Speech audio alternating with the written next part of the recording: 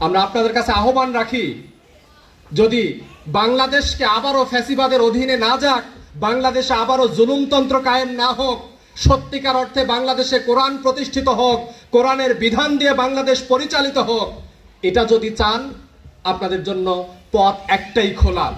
আপনাদের সকল সন্তানদেরকে, ছাত্রদেরকে ইসলামী ছাত্র শিবির নামক এই নিয়ামতের হাতে তুলে দিতে হবে। আপনাদের জন্য পথ একটাই খোলা, আপনাদের সন্তানদেরকে ছাত্রী সংস্থা নামক এই জমিনে, এই ভূখণ্ডের জন্য নিয়ামত ছাত্রী সংস্থার হাতে আপনাদের বোন, আপনাদের সন্তানদেরকে তুলে দিতে হবে। মুক্তির এই আন্দোলনে আপনাদের প্রত্যেককে শামিল হতে হবে।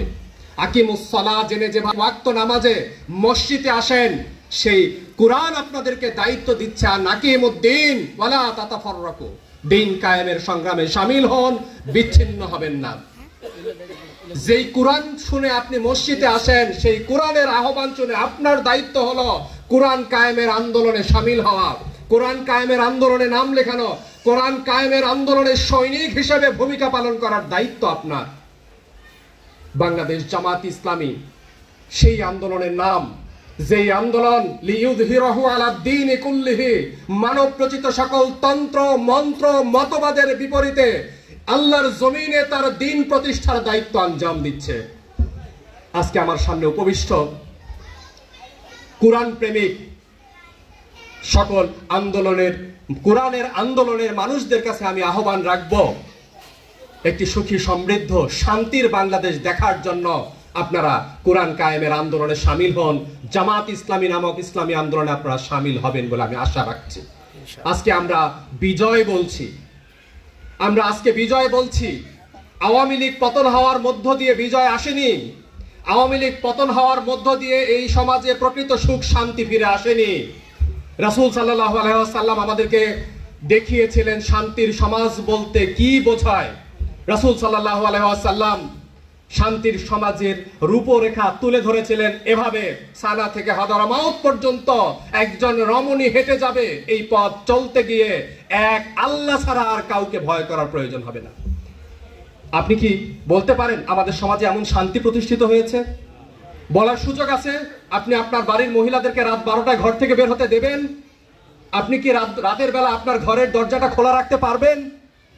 আপনি ভয়হীন ডরহীন ভাবে আপনি মধ্যরাতে রাস্তা চলতে পারবেন, পথ চলতে পারবেন? পারবেন না। একটা সাময়িক বিজয় আল্লাহ তাআলা আমাদেরকে নিঃসন্দেহে দিয়েছেন, যে এই বিজয়ের ফলে আজকে আমরা আপনাদের সামনে এসে কোরআনের কথা বলতে পারছি। কিন্তু সত্যিকার অর্থে দিনের বিজয় হবে সেদিন, যেদিন আমরা আমাদের সমাজে সত্যিকার অর্থে দিনকে পরিপূর্ণরূপে বিজয়ী হতে দেখব।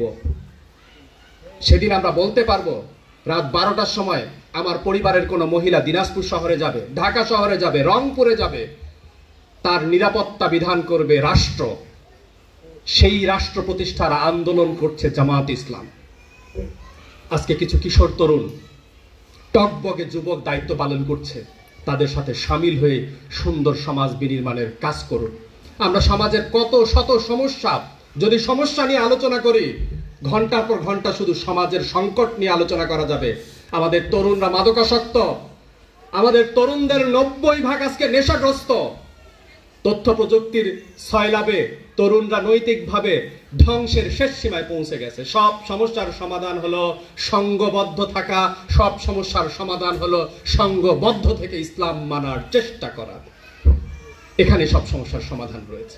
আমার বিশ্বাস আপনারা ইসলামকে যেমন ভালোবাসেন, এই মসজিদটাকে যেমন ভালোবাসেন, মসজিদে 5 ওয়াক্ত নামাজ পড়াকে যেভাবে ভালোবাসেন, সেভাবে আমার প্রিয় দল বাংলাদেশ জামাত ইসলামী, আমার প্রিয় দল ইসলামী ছাত্র শিবিরকে আপনারা ভালোবেসে এই ভূখণ্ডে, এই জমিনে, এই ইউনিয়নে, এই গ্রামে ইসলামকে শক্তিশালী করতে আপনারা ভূমিকা পালন করবেন ইনশাআল্লাহ। আমরা এই সমাজটাকে সুন্দর করতে চাই। আপনারা সকলে জানেন, আমি ছোটবেলা থেকে এই এলাকার তরুণদেরকে একসাথে করে আমরা সামাজিকভাবে কিছু আন্দোলন গড়ে তোলার চেষ্টা করেছি। আমার ময় মুরব্বী, গার্ডিয়ান, অভিভাবক আপনারা সবাই জানেন